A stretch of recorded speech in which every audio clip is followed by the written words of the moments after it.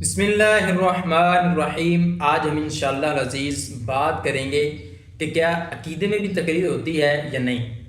تو سب سے پہلے کہتے ہیں کہ عقائد میں تقلید جائز نہیں ہے، یعنی کوئی بندہ یہ نہیں کہہ سکتا کہ میں نے توحید و رسالت کو امام اعظم ابو حنیفہ رضی اللہ تعالی عنہ کے کہنے کی وجہ سے مانا، یعنی امام اعظم ابو حنیفہ رضی اللہ عنہ نے فرمایا کہ رب ہے تو میں نے مان لیا، ایسا نہیں ہے، بلکہ اس کو دلائل کے ساتھ یہ ثابت ہے اور دلائل سے ہم نے مانا کہ رب ہے۔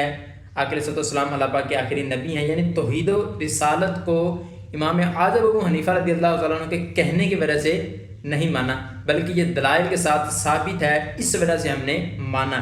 تو لہٰذا عقائد کے اندر تقلید جائز نہیں ہے۔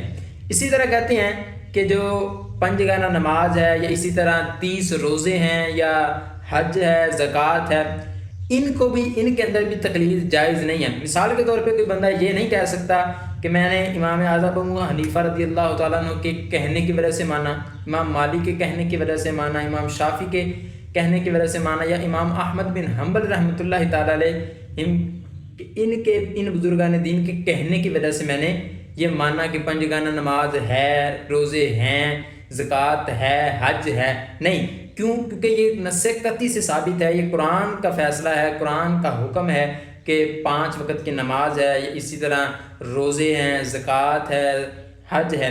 کیوں؟